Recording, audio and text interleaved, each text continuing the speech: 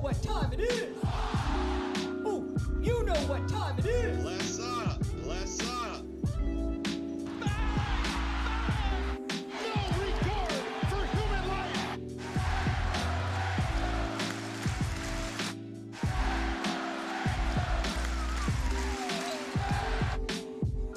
Give me a hell yeah.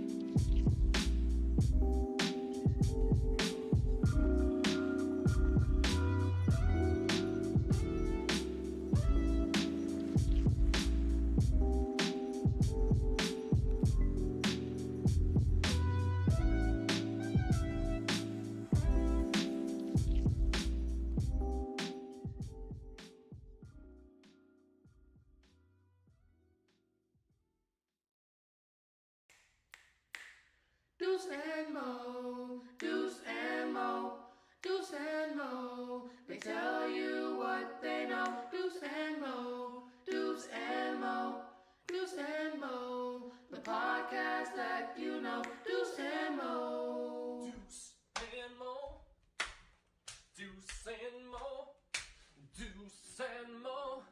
They tell you what they know. Do it for Deuce and Mo, Deuce and Mo. Hey. Do it for Deuce and Mo.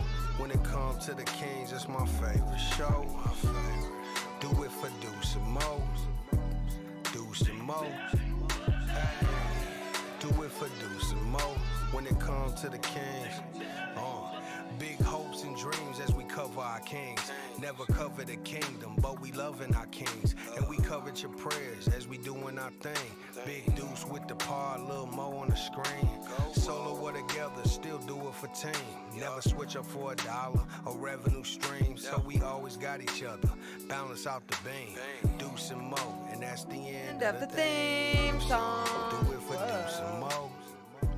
We are live! For the first time in almost a week, Deuce Mason, over a week. Really? Yes! We didn't have a live podcast last week. We are back, and with the start of training camp tomorrow, it's on. Buckle the hell up. Let's go. How we doing tonight? What up, Deuce? Oh, hey, what's up, man? How are you? Everything good?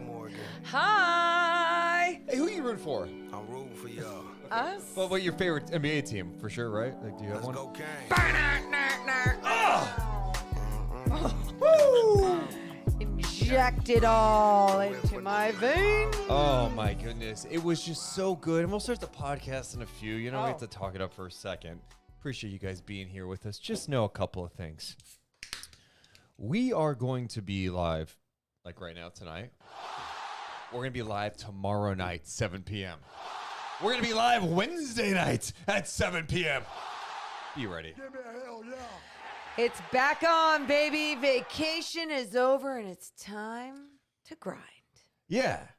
It was good to be back in the gym. Think about this, and I know we're going to rehash a lot of this from Media Day. Uh-huh.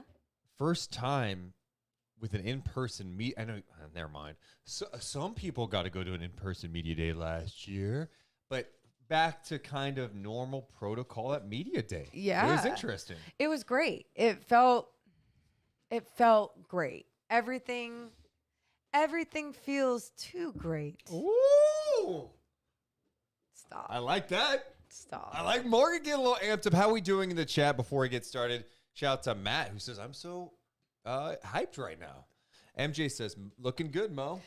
Got a shit ton of makeup on. It's going to do that to you, huh? Lafayette says, are you guys still doing the Stockton Kings games? Yes. Yes. Megadeth says, Deuce is still pumped. Yeah, yep. Mike says, you two met my buddy Marquise at Media Day and record a video talking trash to me. You guys are the best. You're damn right. That's awesome. Nick says, the most excited I've been for a season in a long time. Hell yeah. Damn. Shout out to Lee's Nuts, who subscribed. That's kind of Her funny. first time chatter. Mo got to Deuce about the gross hat. No hat today. That's funny. They pay attention. Lee's nuts. Get it? What's up, Niley? Shout out I to think that's funny. XZoons22. Says, dude, are you guys going to sell the OG Deuce and Mo crew neck, the beige one? Oh. So here's the thing. We switch like merch providers. Is the beige not an option at this point? Beige in time? is not an option Yeah. at this point in time. But Hold on. I've got some news at this. oh, he has some news. Well, they're telling me. Don't give all the news in your ear. A new Deuce and Mo primary logo being revealed in just a couple of weeks. Let's just say it's not a I rebrand. will Okay, no. remember you. Stop. It's not a rebrand. It's a refresh. Yeah, it's a little refresh. It's a little refresh, Yeah. and we're super excited to share it all with you. I'm excited to be on. Shout out to Will Z in the house. He's watching with his wife tonight. Hey. Yeah, dude. I just feel like I know we didn't just watch a game. Oh, just save it. Okay. Save it for a second. Also, shout out to Clint, who says, I'm going to repeat my Discord comment, which is kind of lame. I didn't remember seeing this, but he says, True Love is streaming Deuce and Mo over Monday Night Football. Aww. It's True Love. Oh, I'm sorry. You picked us over Cooper Rush? Oh, I should feel so good. You picked me over Cooper Rush and Daniel Jones. Oh, at least you're being entertained by us. Okay, so I'll take the compliment, and that is true love, so thank you. No. If it was Mahomes, Brady, Sunday Night Football, like next week on Sunday Night Football, I'd be like, oh, that's respect. You're watching Daniel Jones against Cooper Rush. Oh, my God. Like, your reactions have got to chill. I am amped up. The season's going to start. Morgan, we are 1 week away from the Kings' first preseason game against the Los Angeles Lakers. We're going to be live after every game. We're going to be live a lot more now. The offseason's over. No more 2 podcasts a week. Who knows how many we're going to be doing a week. We're going to be cranking them out a ton. So anyway, enough about this. We've been gone for a minute. We're excited to be back. Let's do it. Do some Mo. Coming down in 3, 2, 1. Hit my music. Deuce and Mo. Deuce and Mo. Deuce and Mo. They tell you what they know. Deuce and Mo. Deuce and Mo. Deuce and Mo. The podcast that you know. Hey, welcome into the Deuce and Mo podcast. So good to be back. And what a time for us to be back. Training camp is here in the National Basketball Association. Media Day is all over, so we have to talk about it. I'm Deuce Mason. That's Morgan Reagan. How you doing, Mo? So good. So good. Great. Fantastic. You had a great outfit at Media Day, and then you went with the crew neck for the pod. I kept my same outfit. I mean, are you proud of yourself? It's called being comfortable. I was curious what the chat thought about this, too. I was thinking about doing a new look this year where I wear button shirts, but I wear the games, like, with my chest out a little bit. Show them. Show the camera what they're... Hold on, just like this. What do you guys think? Should that be my gimmick? You know, everyone's kind of got a gimmick. Like Sean Cunningham over at ABC 10's got a gimmick. He wears a hat all the time. And my gimmick will. I feel like you would need like man chest. You have Like cleavage? like little boy chest. You know what? Okay. Thanks for the support. If you're in the YouTube chat, please hit the thumbs up. That helps us grow. We're going to keep growing this season. So hit the thumbs up. Make sure you're subscribed. Same on Twitch.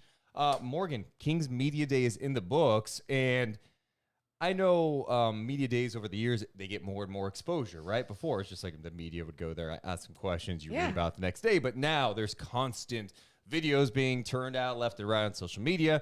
So now you get more of a glimpse, the fans do, of what takes place at an NBA media day. But this was the first one in a long time that wasn't done virtually. You know, they had very limited numbers over the last couple of years. So it's kind of back to normal. How did it feel being back in the gym? It was so good. So good. I mean, especially like you said last year, I know I got to be in person, but the energy isn't there, right? The scrums aren't there. It's just not the same. Yeah. And so stop. No, I'm just going to, before we dive totally in. No, I should never talk because you always have something to say. What?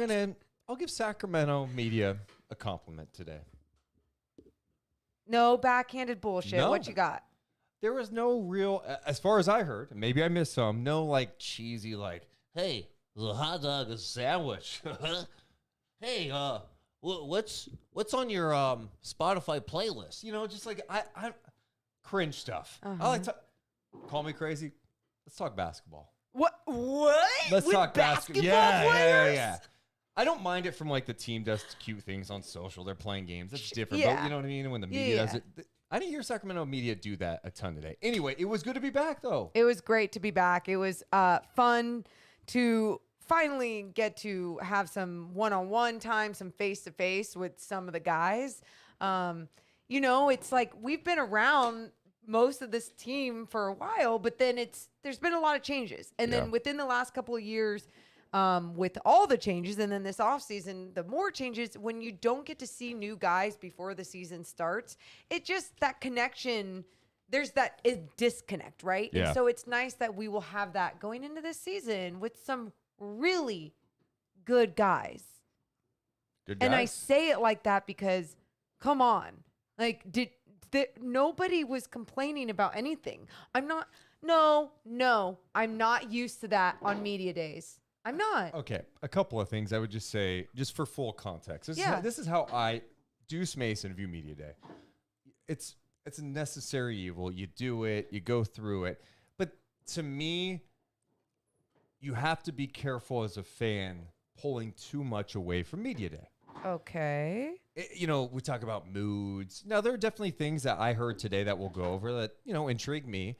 But ultimately, it's the first day of school. 100% everyone's happy, correct, okay? Even the bad kids on the first day of school Sure. are kind of happy about the first day of school. Like, more times than not, the bad kids aren't getting in trouble on the first day. Can I just say, though, there has been first days of Kings basketball school where people are just, like, not excited to be there. I understand that. Got and it. a great example is like the Phoenix Suns today. Correct. If you have bad vibes today, serious red flag, Like, that's what I saw in Phoenix today. Right? There was some weirdness we'll talk about. But yeah, for the most part, it's good vibes. You got people that are motivated, people ready to prove people wrong. Oh, this guy's added away. This guy looks stronger. He looks leaner. He's worked on this. He's worked on that. That's what media day is. You have good people and a good person leading the good people. It's the right recipe, and I am here for it. So what's your biggest takeaway? I know your responsibilities were a little different today. Yeah. I was kind of hanging out around the media scrum for a bit, and then I'd bounce around to talk to people. Morgan was doing interviews for NBC Sports for pre and post this year, I guess. Or whatever. Yeah, for features. just feature content, whatever. What was your big takeaway today? Well, I mean, with some of the guys I was talking to, obviously the vibe was good. But it wasn't your generic media day questions like, are you happy to be here? It was like people felt this competitive, positive aura in this gym. And I use both those words because I think that's important when we are talking about how to create and grow and develop a good team. It's not just like the chemistry's good, the guys like each other. Why am I talking like that? I don't know. You've done it a couple Yeah, times. I have. And I think I did once. Yeah, so I'm going to stop. But it's not just about that. It's truly about wanting to win games and knowing that you're capable of winning games. And that confidence and that competitive nature and people itching to get ready, that is what I took away from talking to a lot of these guys today. Yeah, I mean, I think the point you kind of made a bit ago, like last year, you know, Buddy thought he was being traded. That was kind of a weird vibe. You know, Right. Bagley was probably uncomfortable. The news came out. Remember, Bagley was like not going to be in the rotation. His agent put out the thing. You had, hey, Luke Walton's back. It was just weird, right? Weird energy. Today, I think my biggest takeaway today was just listening to De'Aaron Fox. Yeah. And I think Fox has a great mindset headed into the year. I think sometimes we lose sight of this with De'Aaron. He's 24 years old. I can't wait. And I'm not even talking about from a basketball standpoint. Yeah. I'm just talking about like, dude, I don't know about you, but from 19 to 24, you grow a lot. And from 24 to, you know, how old are you? 45 now? You grow a lot.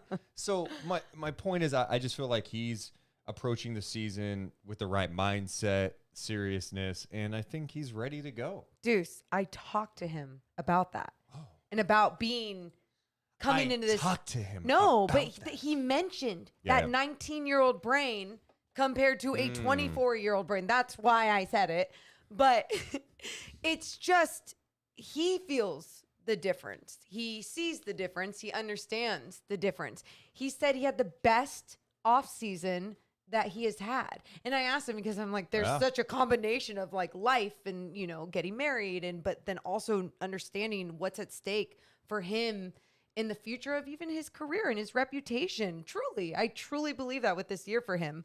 And he just was really happy to talk about this offseason and this team and having the right recipe for a winning culture. Yeah, one thing he did talk about, because in the media scrum, he said the same thing too about how, you know, this was the best off season for him. Yeah. And it was the work he put in. And one thing he mentioned was working a lot off ball. He's like, he knows he has to be better off ball, especially, I mean, it opens up things so much, especially with all the shooting that the Kings acquired over the offseason with Herter, Monk, Keegan Murray. Harrison Barnes has been a 40% three-point shooter in his career.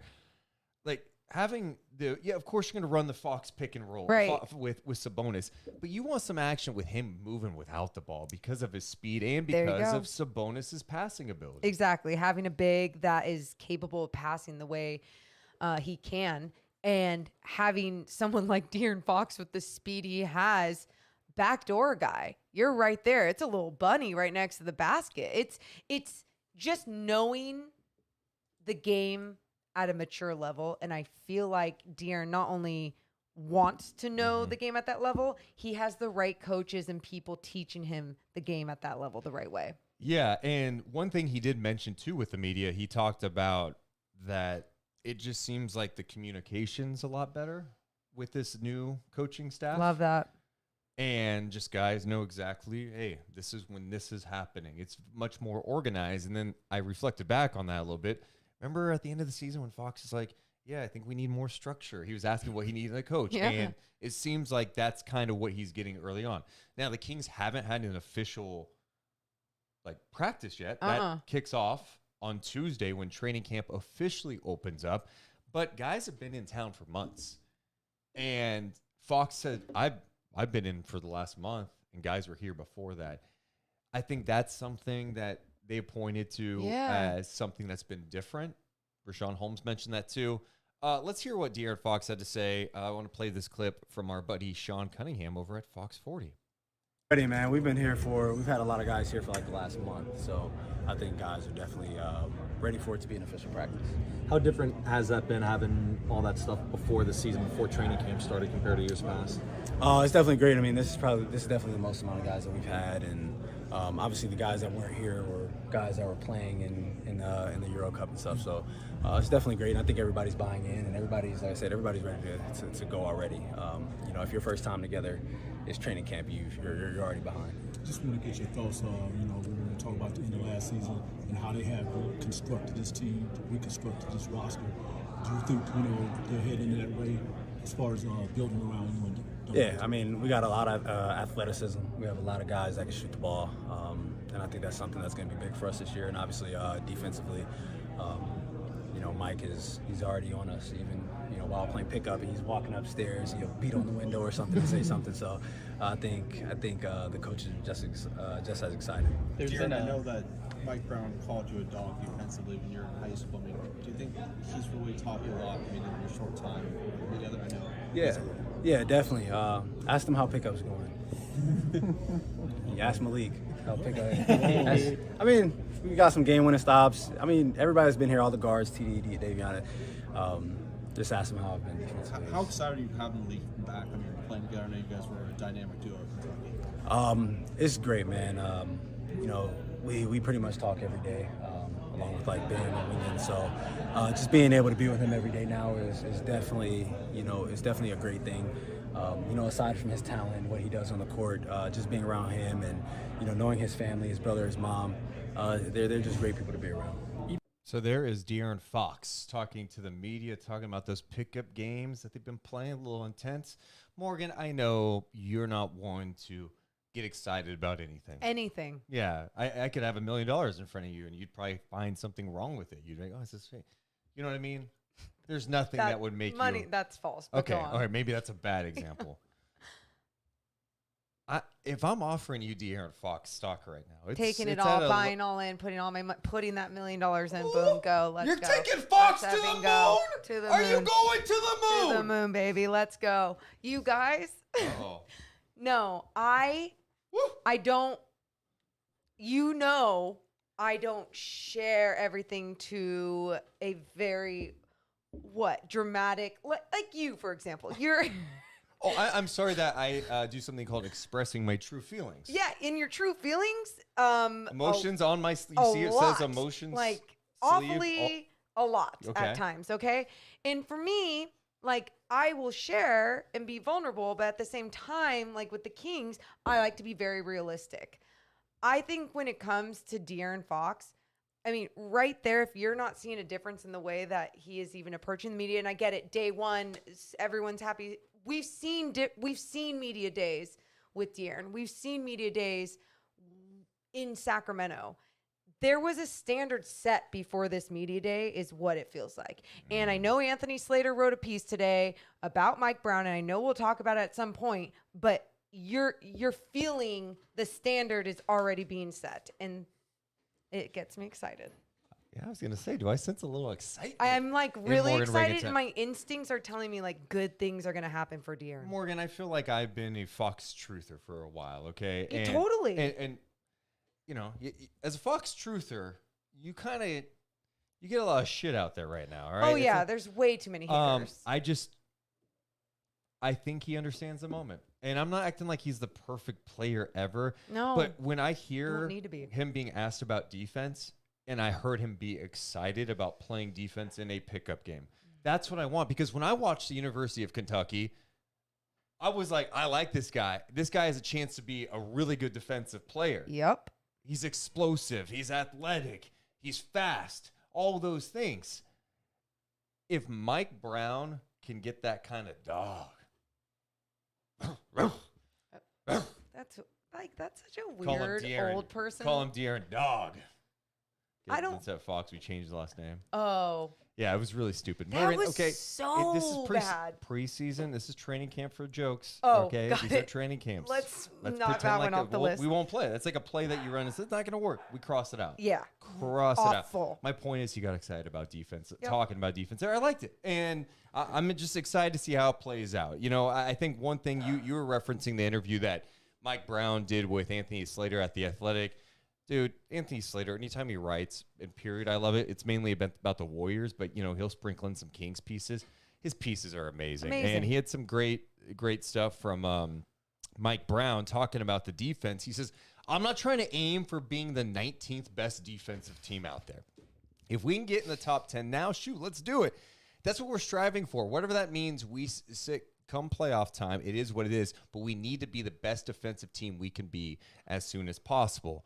And he was talking about how, like, yeah, we can talk X's and O's, and that's important too. But he says, I'm a huge culture guy. For me, dealing with the culture of the organization has been my first, second, and third priority, because if the culture is not right, then no matter what success you have on the floor, it won't be sustainable. I feel like it's in a good place right now. So I know hey, go ahead and check this box of every head coach who has come into Sacramento since Rick Adelman has talked about improving the defense, and it's been near the bottom of the NBA.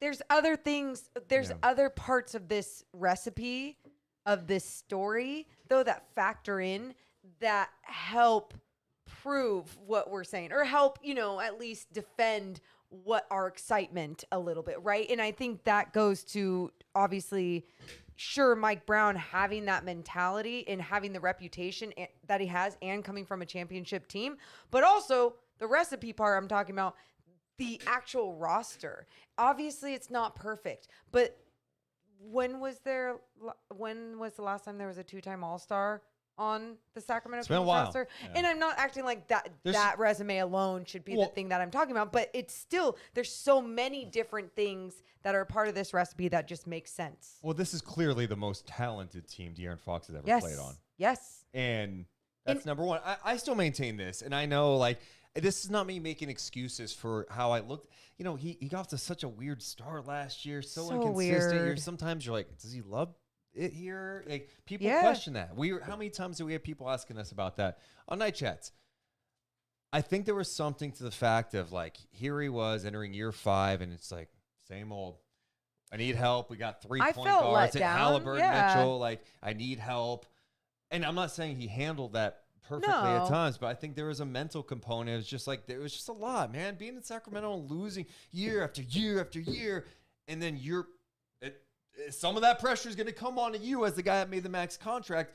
I said this weeks ago, Morgan. What did you say? As soon as Sabonis was in Sacramento and I saw De'Aaron hug Sabonis, I knew it felt a little different with him. He needed that. He needed more talent around him. I think he loves the coaching staff. What did I say the night that Sabonis, his first game in Sacramento? I don't know. Remember, I said, like, this. He was like this majestic. You felt a presence. Yes, like it was just like different. when I walk into a room. No, not actually the absolute opposite. But the other thing, Deuce, that you're talking about with De'Aaron, people, just like you said with last season, feeling a little let down in the beginning of the season, whatever. We're watching this young man grow before our eyes. And I think sometimes people have, like, well, in your 5th year, if you don't have it, then you don't have it. Why are you setting the, and I get it. There might be some examples of why you've seen it before. And so you're putting that pressure and that example on De'Aaron Fox, but everyone is different. And I truly believe that this is going to be his different year. And if it is, the Kings are going to have a good year. Correct. And I think good year, though, is defined differently by so many different people. Okay, you don't need to start bringing me down. I'm not going to bring. I'm not going to start bringing me down this early. You know how I feel. Yeah, you could save that for close to the season. Let me enjoy ride this wave. moment. Yeah, no, okay, cute. And honestly, I mean, we prefaced this whole entire start of this podcast with, like, it is media day, good vibes, pretty much everywhere unless you're in Phoenix. It's, or Boston, or Christian Wood today. I don't know if you saw this. So, oh my God, I'm going to kill Carlin. Get your ass off that. Carlin over here trying to chew on a Larry Bird autograph poster. Like, I will. Yeah, I mean, We have to put him down? Yeah, okay. See, this is where you're not in season form right now, because that's where everyone knew where you're going. You didn't have to say it. Like, it was like, okay, I'll put it on our bad joke, need to freshen up list. No, I'm aware, hey, every good vibes all the way around. But Christian Wood is what I was going to say. Yes. So Christian Wood today, Jason Kidd said, oh, he's going to be coming off the bench. And Christian Wood was asked about it. And he goes, oh, that's the first time I'm hearing about it. Oh, what?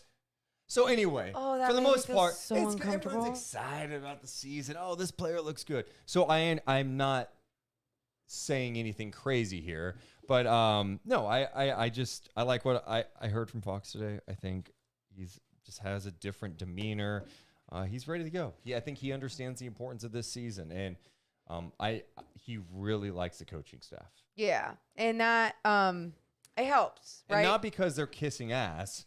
I think he likes, like, oh my God, there's like structure around. And I'll rewind too, because we remember hearing that, oh, him and Luke Walton get along. Like, that's great. They like each other. There's a difference of liking each other and having like some sort of different respect for each other. Not to say that Luke and Deer didn't respect one another, but I think to the form of having this coach and wanting to listen to what this coach has to offer and has to teach you, and the discipline that comes along with it, you have to respect to respond to it the right way. And I just feel that sort of thing is what is so different with this coaching staff and De'Aaron Fox's relationship. Other takeaways today. Oh, I should mention this. I know Monte McNair is entering the final year of his contract. A lot of fans have been curious about like his future. Is he getting extended before the season?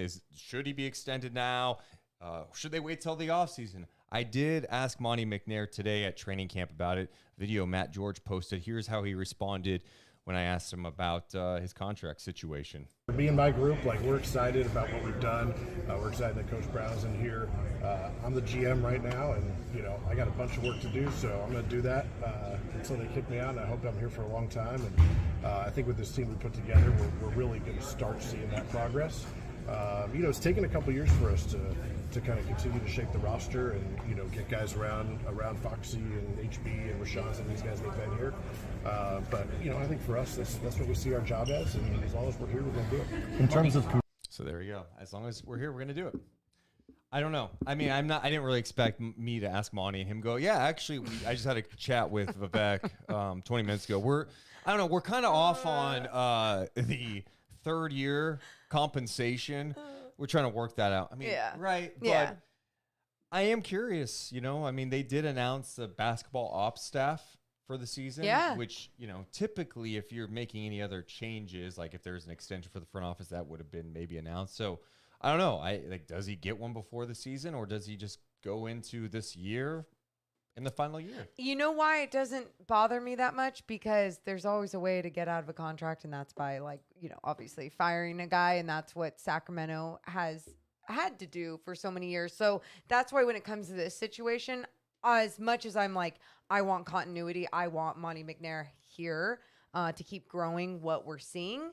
I understand, I guess, at this point in time for the Sacramento Kings who are like, we're not doing anything until we see something. And this is where it's so tough, right? Because Vivek gave Vlade an extension after that 18-19 year, like a 4-year extension, right? And it's like, hey, continuity, this is all good. And then Vlade hired Luke Walton. We know both guys obviously not in Sacramento anymore. Yeah. I feel like Monty's done a good job. Like, I don't know. Maybe you're not wrong. You're not wrong. Yeah, and I know you have to see the result, and I know you have to put a winning team, but I don't know. Is this just a prove it year? And it's like, hey, well, Monty, if you prove it and it works out, you're probably going to get paid a great amount of money.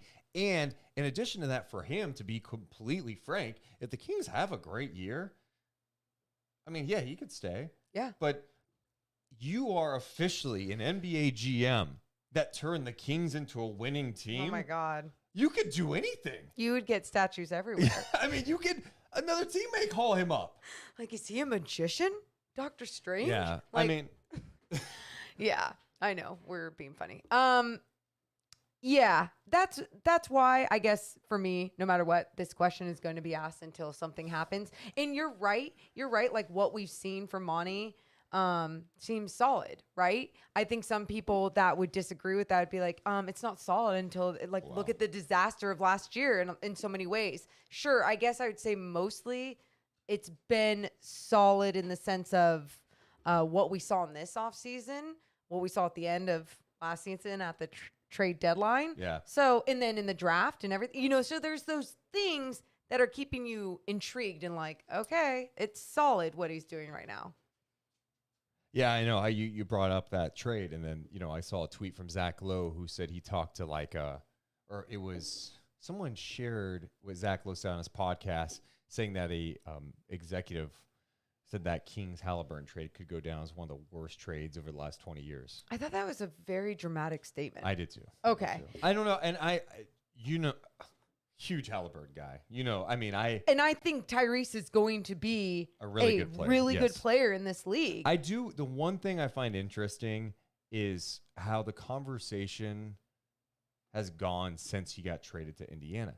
And because I don't feel like people were talking about Tyrese with this amount of love and praise when he was in Sacramento. It's just a weird thing. And that's not because he deserves some love. Like, the guy was like a really young, talented player. He gets traded, and it's like, oh, this guy is a top 10 guy under 25. I'm like, oh, now you're giving him love. Even when we were talking like rookie of the year with him at times, even in that first year, it was like the way that Sacramento would talk about him, like, oh, he's got something different. And then the rest of the league is like, he isn't winning, no. And then all of a sudden when the Kings like want to get rid of him, it's like he is God's gift to earth. And it's just like, don't put that pressure on him, one. Like, I think that's so weird to do to Tyrese and where he is at in his career. But two, it's like, why do people have to make such bold, hot takes or fiery statements? I just don't understand. And maybe because I'm someone who just sits on the fence a lot. Yeah. I don't know. That's it. But I just also think that's weird. Like, just realistically, it's weird to me. Anyway, what we were talking about, though, was McNair and the fact that he is entering the final year of his contract. And, it's obviously a storyline to follow this year, just like how that's going, right? Yeah. So we'll see how that plays out. Another thing that jumped out to me from Media Day, Richaun Holmes, who had a little energy today. Yeah, he did. I mean, he mentioned multiple times how antsy he is, how he's eager to prove people wrong, because he said he went through hell last year. And, of course, there was issues off the court. He had injuries, the Sabonis trade. There's a lot going on for the guy, and he didn't play well, which he admitted. Here's what he had to say at Kings Media Day. Tangible. And, we spoke a lot, in the last few years, trying to build culture and things of that sort. And I just think this year we have something a little bit more tangible that you can feel and touch when you step onto the floor. And we're just looking forward to going out there and improving. What's your headspace at going into the season the way last year ended for you? Man, go out there and dominate. It's as simple as that, for real. Do you feel, I know there's a lot of people who kind of think that maybe, you and Sabonis can't coexist on the floor at the same time. How do you kind of respond to that? How do you kind of feel that situation can work? I mean, like I said, we basketball players, man. You put us out there, especially with a guy that talented who can pass, score, push the ball on the break himself. We'll make it work, man. No problem. And you were talking about last season. Again, this is the first time we've been able to talk to you like in a while. And usually we're talking to you a lot. How do you just kind of reflect back on just some of the things that happened? It seems like everything was vindicated, and it's you're good going forward. I mean, like I said, just looking forward to stepping back on the court. Last year was hell. No other way to put it. But you go through that, you become a better person, and you get a better finished product. So just thank God I'm still standing, had the opportunity to play basketball, and I'm going to use that. Do you feel like that off-the-court stuff was really affecting you on the court as well? I mean, I don't really get, personal life and on-court stuff, confused, things of that sort mixed, Just, I wasn't good on the court. Wasn't as good as I expected to be on the court last year, and that's period, point blank. And this year, that's going to get vindicated. And then that's just flushed, right? Like you feel like it's over with, right? I'm ready to prove, it's not, I can say, I'm ready. That's all I can really say. Ready to step on the floor and ready to show. Hardest thing you ever had to deal with? I mean, it's a lot of hard stuff in life. I would say I feel like life is hard, but just for me personally, I'm always a bounce back type person. That's something my dad taught me, so I don't hold on to too much. I just get ready to vindicate. And then the vision. I don't know if it came up a minute ago, but everything 100% in that regard? Absolutely. We wearing the goggles for protection, but there's no prescription or nothing. Eyes are fine. Just want to make sure that we do everything we can so that don't happen again. You said last. So there he is talking to Sean Cunningham about pretty much all last year, but we talked to him, and you could tell he is ready to go. And I was curious just the way it ended last season, and he signed a deal over the offseason, last offseason, to be the starting center, and then they trade for an all-star. Like, his role's changing. but he sounds like he's embracing it. Like he's like, oh, you guys don't believe in me, whether it's the team or other fans or other people around the league. Like, he is eager to show, like, I can play in whatever role you put me in. I'm going to bring it. And that doesn't shock me because of how he has grinded in the NBA. Yeah. I mean, we've seen what type of person he is, especially on the court, and he wants to work hard. Yeah. He wants to embrace these challenges that come along with, okay, you wanted me to be this, your starting five, your starting center, and now this is going to be my new role. Well, then I'm going to kill at it. I want to dominate. And you're feeling that from him. And it really gets me excited, especially when he answers a question like, hey, what's it going to be like with you two playing on the floor? Like, so many people have said that you can't. And I know, I understand from the fundamentals of it, right? Why would those two be on the floor at the same time? But just like he said, we are basketball players. Like, Sabonis is someone who knows how to play make and not just, dominate in the paint and get rebounds, whatever, right? He can do more. And so if you had to utilize them in that way ever on the floor within rotations, like, it's not the end of the world. I don't think that'd be the starting lineup. No, I don't either. But I would say this, like, if I'm Brown over training camp, their first game's coming up next week, next Monday, right? Yeah. Is that right? Next Monday? Or is that next? Oh. I guess I have a calendar here. I thought that was next Monday. It is next Monday against the Lakers. I just wanted to confirm There we go. The third. Between now and then, like, you should take a look at it. And then, like, if it looks like there's something, like, let's see what it looks like in a real game. Let's put it in the preseason. I think people are naive if you think that they're not going to look at it. It's a new era of basketball. Like, it's whenever I mention those two being on the floor at the same time, and so many people saying that could never happen.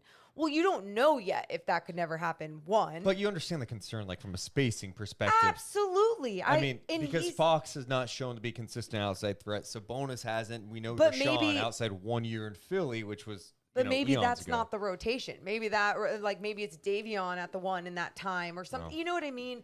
It's just there's different ways that it could be played sometimes. And if they figure something out with it, especially in training camp and at practices, then yeah, of course. Like, look, you're going to play a team with Cat and Gobert on the floor at the same time. Maybe not all the time, but you're going to see them on the floor at the same time.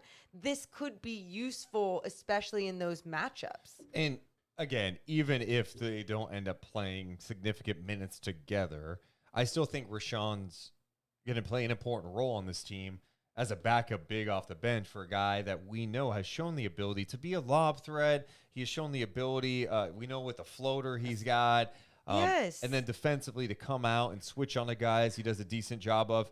And, can block a shot every once in a while too. So I like the edge he plays with, the effort he plays with. Having him a part of your rotation is a great thing. And we should also mention that one area of weakness in Sabonis' game is just staying out of foul trouble. I mean, even his first, how many games he played in Sacramento after the deadline, like, there were definitely games where he was in foul trouble. Yeah, and obviously you don't want to see that because he's going to be a lot of the game plan. But at least there's more depth on this squad where it seems like if that were to happen, that they would be able to pick up from where they left off. Yeah.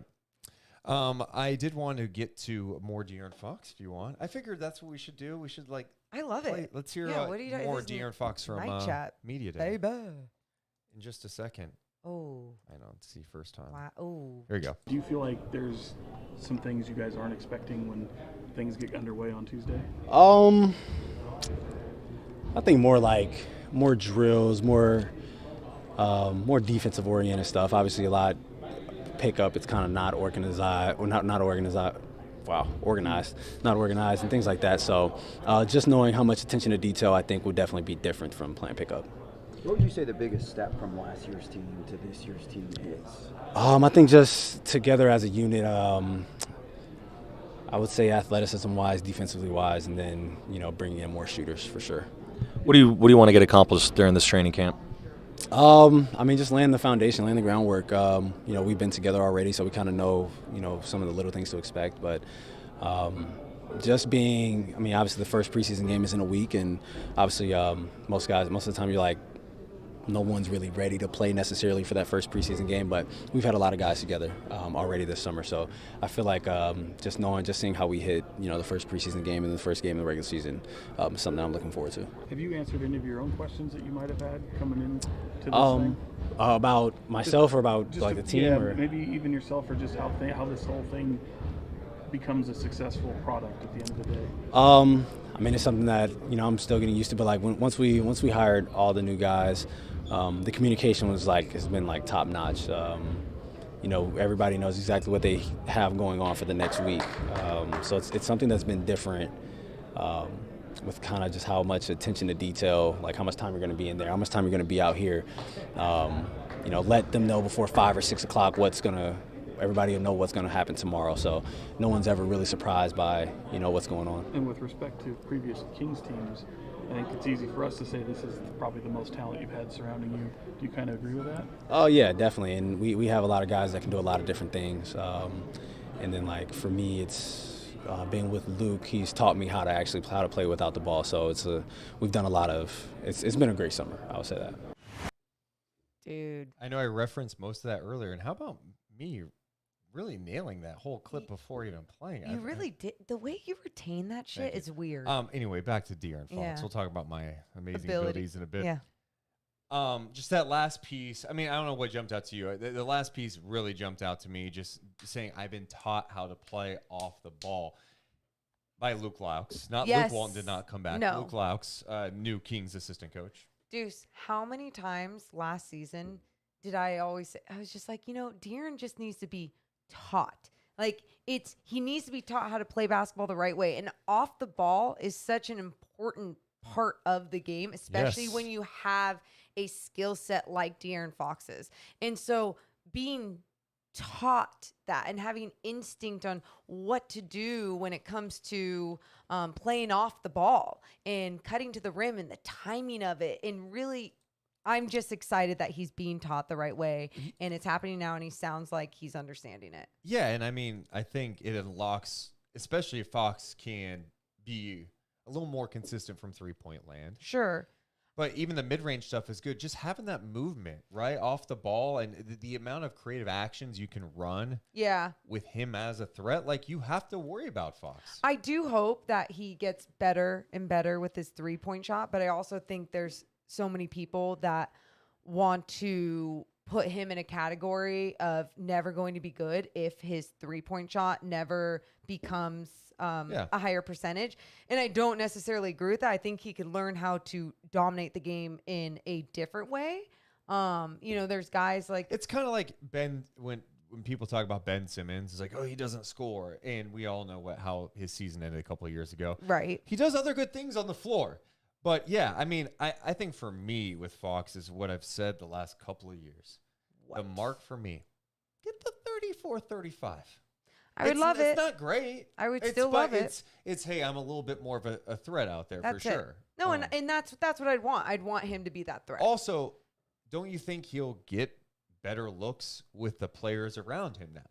Yeah, but he still... Although it's not like they're closing out hard. That's what I was going to say. He still has to make it, though. Yeah, his shot, and he mentioned that a few times today about his shot, and just, he thinks he's a better shooter and everything, too. And, you should, especially when you're working on your game like that. And sometimes when you work on other parts of your game and get better at that, it helps you in a different way with things that you were lacking. I gotta acknowledge the live What? people. We've been talking forever. I You can tell we haven't know. been on for a while. We were in New York City last week.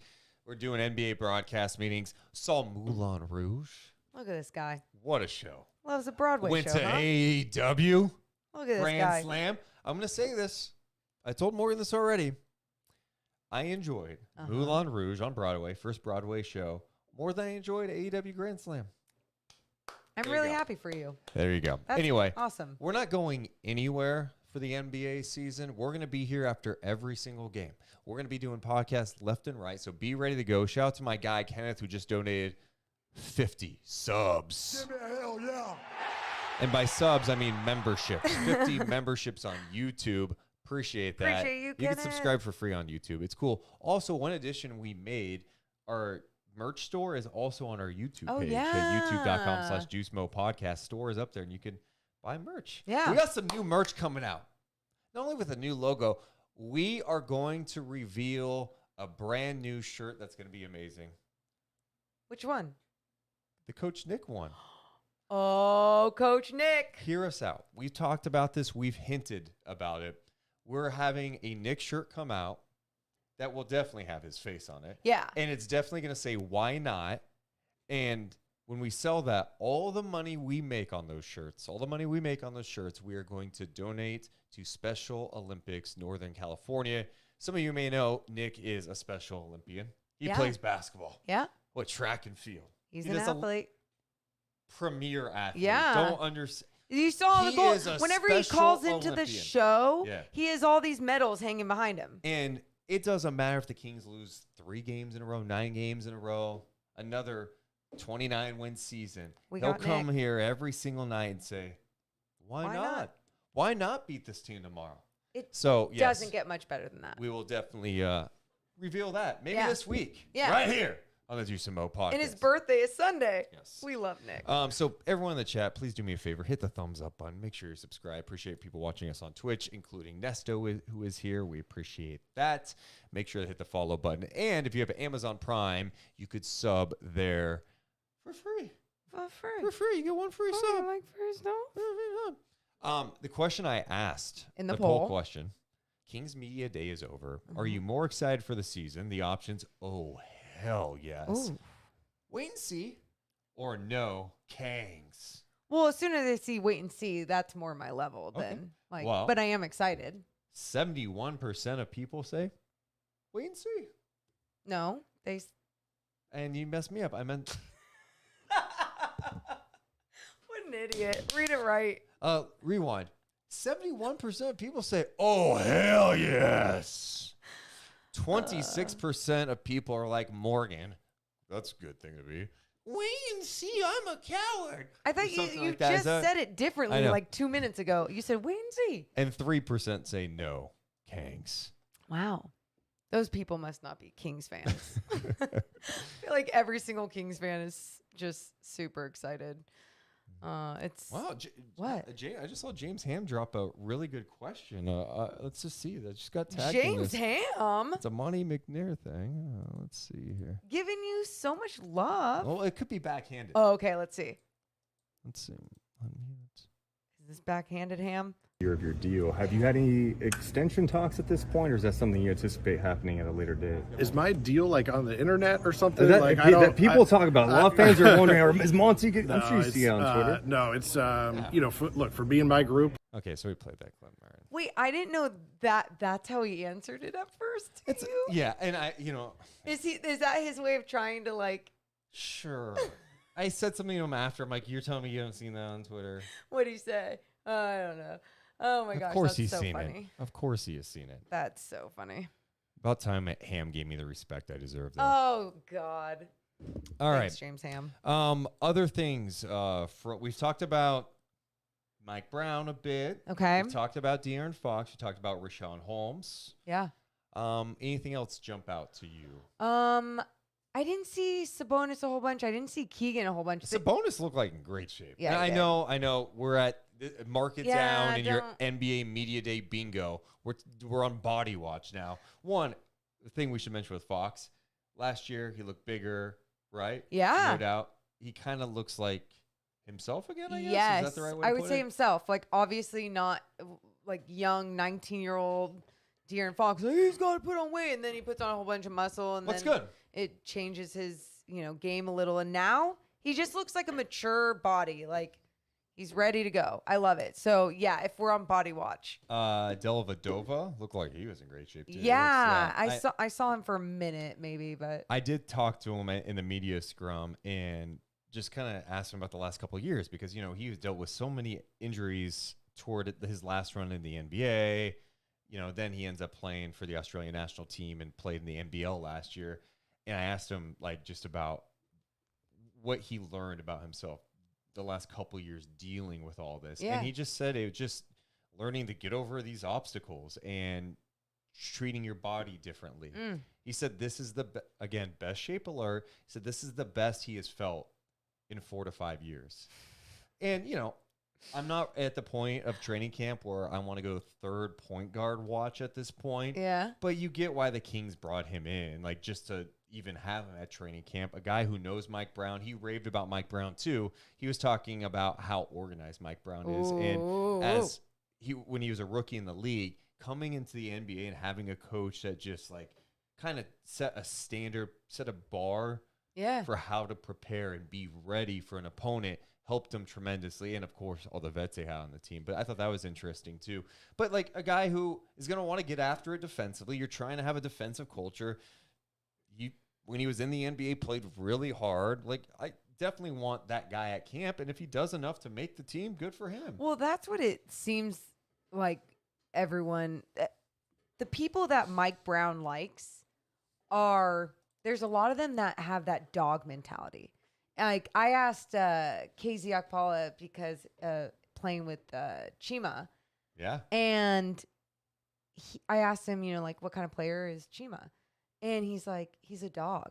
He's a dog. And like just what we know from KZ Okpala and the way that he gets up in guys and his defensive ability, it's like he also understands being a dog and that mentality and that effort. And I just think there's a lot of guys that are going to make training camp and practices as competitive as they can be because they all want to be on the floor. That was one thing that jumped out in Anthony Slater's piece too today in The Athletic. When he talked to Mike Brown, talking about the starting lineup, you know it's Fox, you know it's Sabonis, and you know it's Harrison Barnes. In the piece, say the Kings probably leaning toward Kevin Huerter at the 2. The one spot that's open, I guess, would be the power forward spot. I predict it's Keegan Murray. Right. Like, I just think he'll be ready to go. Yeah. But there's other competition there, as noted. They mentioned Monecki, they mentioned Chimezie Metu, and then Trey Lyles, who Body Watch 2022 has dropped 20 pounds. Yeah. And like noticeably like, oh, he's lost some weight. I like Lyles coming off the bench for sure. Out of all that I just mentioned, it just seems like Keegan would be the guy. But Mike Brown doesn't need to come out and be like, it's Keegan Murray's job to lose, or it's Keegan Murray's job. Like, you want, to your point, foster an environment of competitiveness, right? You want guys going at each other for minutes. Like, you think about all the guys on this team.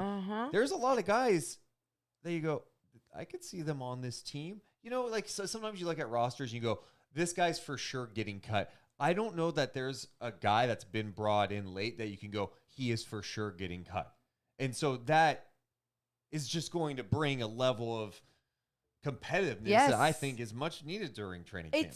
Well, not only is it needed during training camp, Deuce, it's what keeps people on their toes for all those other long practices or games, throughout the season, right? It keeps these guys understanding like, oh, you're not just a shitty team that's not going to make the playoffs. Like we want to do something different in this organization with the Kings, and we want to actually make sure we're winning, so we will put on the best guys and the guys that want it the most is what I'm saying. One of the best moments from Media Day, Mike Brown was doing his media scrum, but in the background there were other players like being instructed to scream like, let's go type thing. Like that. Here is how it played out at Media Day. Regardless. Does that concern you? No. I love it. Mike, I know you mentioned. He also dropped a "Let's go" after that. The next time he's "Let's go." That's so awesome. I remember hearing the scream come from that one section the whole time, but I heard that one and I had no idea. I was like, wait, that's coming from the wrong area. Well, we should get to some Mike Brown then. You want to listen to some Mike Brown? Let's hear it. The new Kings head coach, by the way. I feel like we need to mention that a couple of times. State that one more time. Kings new head coach Mike Brown talking to the media today. Sure, we got a chip on our shoulder with everybody, so I don't care who they line up against us, first, second, third, fourth, fifth, we coming to win. And we want to have that attitude. We want to have that mindset because this league is hard. Every time you step out on the floor, no matter who you face, it's a challenge. And for me, having that competitiveness regardless. Does that concern you? No. Ah! I love it. Mike, I know you mentioned over the summer you saw De'Aaron Fox play defense at the Adidas Nations camp. Let's go! You saw him play at the Adidas Nations camp. I know you said he was a dog defensively. I Yeah. mean, how excited are you to see him kind of take that next step and be a good defender at the NBA level? I'm excited. The potential's there. He's, first of all, he's a remarkable young man. I mean, going down there during the playoffs was fun, getting a chance to know him and hanging with his family.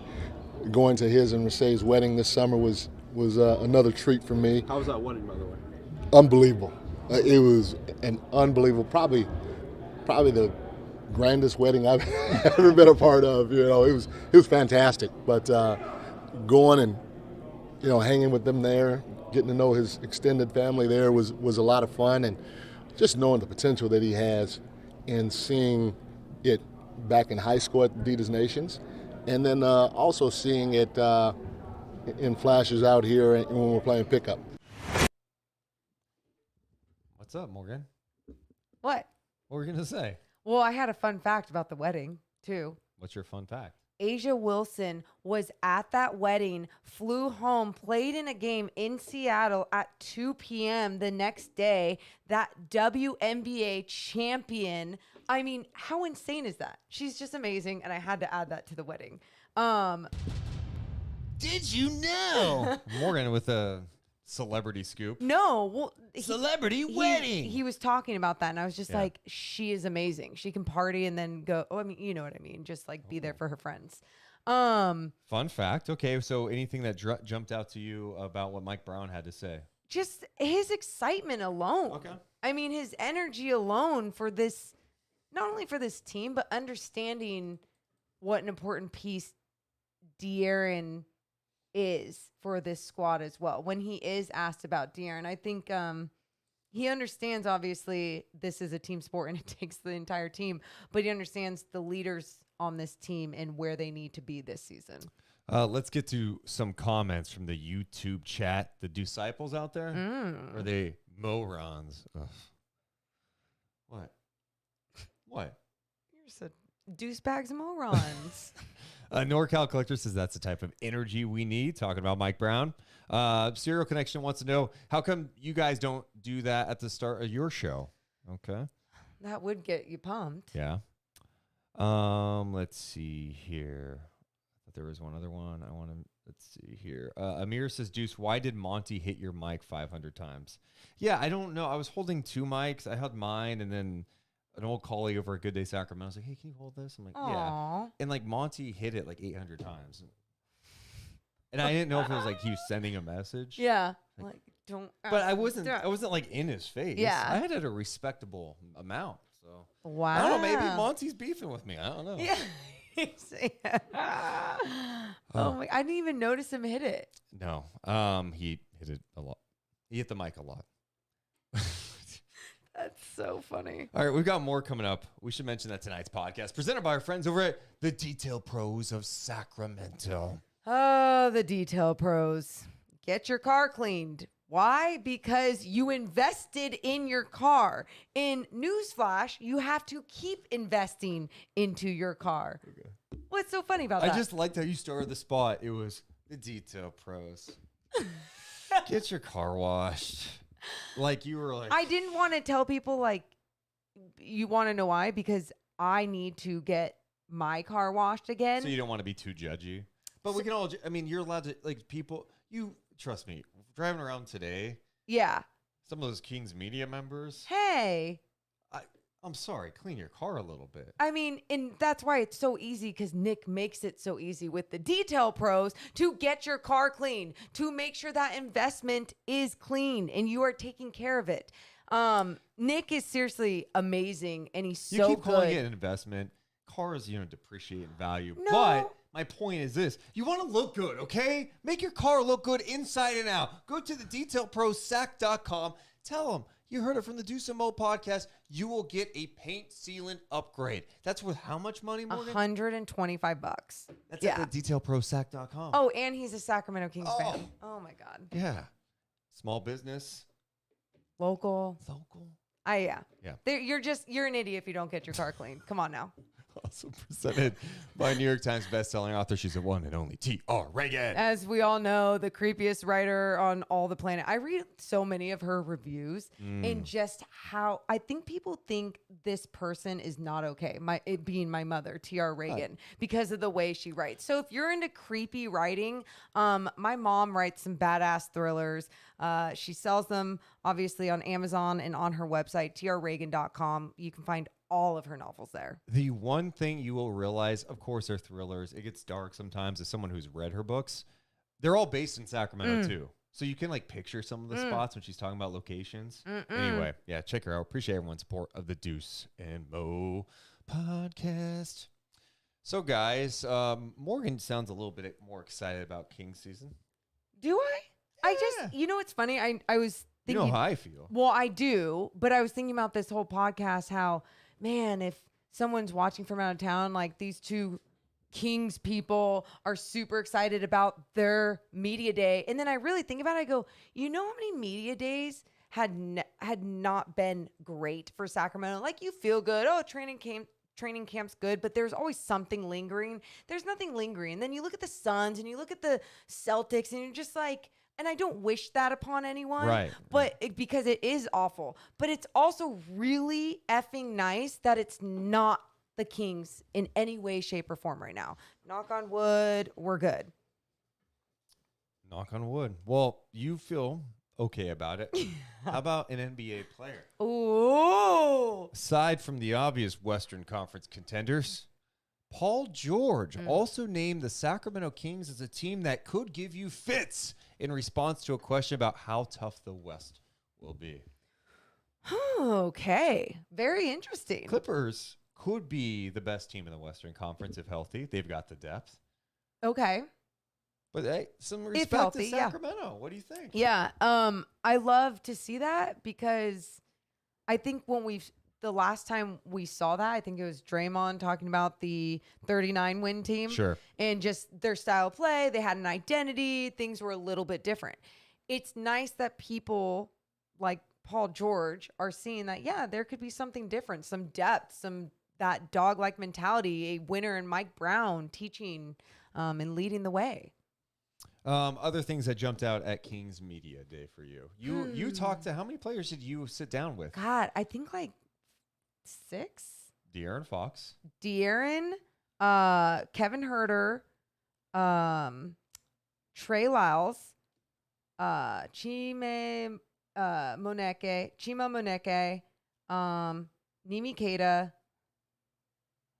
Really struggling to remembering who you talked to. It wasn't it's was as if I long... said, hey, name people you hung out with 2 years ago on this date. No, because like, Deuce, it wasn't one after another. Oh, Terrence Davis. That was nice talking to him a little bit about like, hey, how did you get through having that streak and then getting injured again and just like trying to keep your mentality and going into this season with so much competitive play. Like you're gonna have competition to get your time. And he talked about having his averaging like under 20 minutes per game and still having good numbers at times. And he's like, I know I had some streaks there, but just talking about his ability to show up in the amount of time that is given to him as a role player in this league. And he's like, and I'm trying to earn more and more time so then I don't have that short leash. Yeah, man. And I really like Terrence Davis. And it's another example of what I've talked about. I mean, it seems like you have a lot of guards on this team who can play. I mean, I think Sam Merrill's talking to us. He thinks he could play in the league, right? Like he's 3-point shooter. He's shown the ability to stretch the floor and he got banged up and, he's looking for an opportunity. Yeah. I wouldn't predict him making the team, but guys that Monk's here, right? Like this guy, we know he can go out there and get buckets. He's done it at a very solid level the last couple of years. Really had a nice year with the Lakers. Kevin Huerter, right? Who can play some small forward too, sure. But like probably the opening night shooting guard. You've got Davion, you've got De'Aaron. It's like there's a lot. Where does Terrence Davis fit in this team? And he's going to do it by being a guy that, I think he's going to be streaky, but knocking down the shots and playing some defense. Yeah. I mean, you have to, again, embrace that role at an elite level. If you know that's going to be your role on this squad, you got to execute that. And I think there's been times where year after year, there's so many guys that come to the Sacramento Kings and go like, it's the Kings, I should be a starter here. You know, it's the Kings, I should be playing more minutes here. But if you don't embrace a role of a teammate, even in Sacramento, and buy into maybe a coach's philosophy, like that's if there's that pushback, then it's not going to work. And I think TD understands what it takes to play well as a team, and he will embrace that role. Yeah, I think they have guys that are just willing to fight. And like, to be honest, in today's league, like it is so important to have depth and have, I mean, you just got load management, or guys get hurt. You just don't know what can happen. And the fact that you have some depth this year, it looks like it could be very beneficial. I remember hearing that. It's like now you're getting into this league where so many of your star players, we're always talking about teams. If healthy, the Clippers will be really good. If healthy, LeBron and AD will do great in the Western Conference, whatever you want to say. But at the same time, you're always saying if healthy. A lot of guys aren't healthy in this era of the NBA. So your depth is even more important to have it be a certain tier, a certain caliber of player when it comes to your like the ninth guy playing is just as important. It's starting to become that way because we're always saying if healthy. Dude, it's a big deal. Yeah. And so I'm eager to see how some of this stuff unfolds. And, it's training camp kicking off on Tuesday. We'll be at practices this week for sure. Yeah. So that'll be good for us to just be out there and talk to people. And then we're going to be on each night live. 7 p.m. Pacific time. Oh, it's back, people. On YouTube, on Twitch, and of course, we'll put it out for all of our Spotify and Apple Podcast people. We appreciate everyone who checks us out there. I'm trying to think of what else I had that I wanted to hit on. Okay, you mentioned you were talking to Kevin Huerter. Anything that jumped out besides you saying like he was kind of tired? It seems. I know, poor guy. He was like, I was like, oh, are you getting tired? And he's like, just trying to push through. He's like, no, like I'm good. Just. Really, it's a long day for wearing the headband. These guys. Yeah, wearing the headband. Just asked him a little bit about, like the nickname Red Velvet. He talked a little bit about that. Someone told you to ask you that, right? Well, hey, ask about Red Velvet. Well, either way, though, it's funny because then I was like, yeah, and the cake is really good. And he's like, yeah. And I was like, he was like, yeah, everyone likes the cake. I was like, well, you'd be surprised. I do not like Red Velvet. Oh, my God. And then I said only. The cake. And I said, only serial killers don't like red velvet. De'Aaron Fox right over here. I don't like red velvet. And we just start laughing because we're just like, everyone has to like red velvet cake. But yeah, besides that, I don't remember anything really sticking out to me right now in the moment of like what else was said. I asked him like when he fell in love with basketball, and he just talked about from his dad and childhood and everything. But I know KZ is more of he's a quiet guy. Yes. Did he say anything about playing for Mike Brown or Heat culture? So I asked him a little bit about like, hey, coming from the Heat, like how did that better you as a person or change you, whatever, on and off the court? And he was just, like you said, quiet. So just kind of like, yeah, they have one way. And their one way is just very direct. That's what like when they say, hey, Kyle Lowry, you need to lose weight, you're fat. That's very direct and blunt. And he said that is their way. But yeah, I talked about just him and his defensive ability and like how important that is. Like we kind of went off with that. But another thing that jumped out to me hearing from multiple guys, Fox, I believe, mentioned him. Harrison Barnes definitely mentioned him. Was Keegan Murray. And just, he's a quiet dude, but they really, really like his approach. He just, it's not like he's a loud, obnoxious personality. Like you could tell that by his interviews. I mean, he's very, he's just, that's Tim Duncan persona. That's what people call him. It's like kind of that quiet guy. He's a big quiet guy. Totally. He is. And it's funny because he's even bigger, I feel like, than when I last saw him in Vegas. I don't know. What do you mean, taller? He looked taller, but he wasn't. So I was wearing heels, so I don't even know why. But I was just thinking, wow, he's a big guy. Like he just seems like very NBA ready body size, Yeah. which I don't think was talked about all the time. So it's really nice to actually see that today at training camp at media day. But yeah, I didn't get to really talk to him. And when I did walk by him and just like say hi and introduce myself, it was just very No, I hear it. even keeled. Nice guy. Yeah. But I'm excited to see what he can do in the preseason. I'd be surprised if he wasn't the starter at 4. I really would. And Same. I get it. He's a rookie. And I'm not saying, hey, if he's not starting, that's a reason to panic. I don't know. Maybe Brown's like, hey, I want to start a vet. But I just think with the power forwards on this roster, I think Keegan probably can do the most in terms of his all-around game. Yeah. Fox was mentioning during their pickup games, it's like, oh, it's kind of quiet. You're like, oh, is he really doing anything? And then you look, and it's like, oh, he has 7 points. Sometimes you don't notice it. Yeah. But yeah, I just think from a skill level standpoint, although he hasn't experienced NBA minutes and still has obviously a room to grow, but like he could shoot, he could attack, he's got good size, he rebounds well, he makes the right play. I just would be surprised if he wasn't the guy. He just doesn't seem like the type of guy, too, that it's like, oh, if you throw him in there, you don't know what's going to happen with him. Yeah. His mentality, is it going to screw with his confidence? I don't feel like that needs to go for everyone, right? Like he just, again, if you want an older rookie or however you want to put it, it just seems like he would be okay. And I know in Summer League, playing against mostly G Leaguers, and he looked obviously really good. I get that. But I mean, why not start early? Why not just start it with the way that you hope to create this team's identity and start going in that direction if you feel like that's the right direction? Yeah, and he'll have a good chance to show what he could do preseason, training camp, to see if like he's ready to go. I want to get to some stuff from the Athletic piece with Anthony Slater and Mike Brown. I know we sprinkled some stuff in there. He was talking about the defense, and he talked about being a culture guy, as I mentioned earlier. He says Kevin Huerter at the 2 guard spot is 6'7", legit 6'7", and he has a toughness to him that I think you need to have to compete in our league defensively. I don't think he's afraid at all.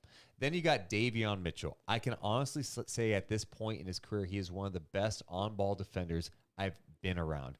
Some of the types of things I've seen in the summertime remind me of a Gary Payton type of on-ball defender. And he was actually referencing GP2 in that, who he played with. Or who he coached last year. So I thought that was intriguing because, again, I think we so many times, especially looking at the Kings, go, oh, you need great defensive players to be a great defensive team.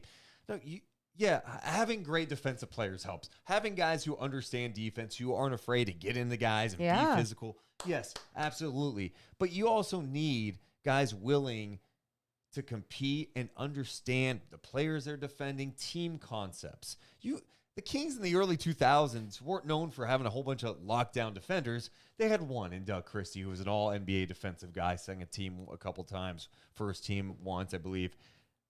But other than that, Mike Bibby wasn't defending anyone. They still had one of the best defenses in the NBA because they had a good team defense. And that's, again, the game has obviously changed from that era, right? Like, but at the same time, you look at the defensive side of things and how good teams obviously get deeper and deeper into the season is how they play defense, and especially how they play team defense together. Sure, some of these teams like will have a freak like Giannis, but there's still other guys that are contributing, right? And then you look at a team like Sacramento, they don't have even one elite defender that they can just depend on. I think Davion Mitchell, on ball, we talk about how good he is, but you have to have the rest of the team on one string, aligned, and understand what's going on the court, because that is what can help you when you're lacking more elite defenders. Another thing he mentioned, he thinks Keegan's pretty versatile defensively,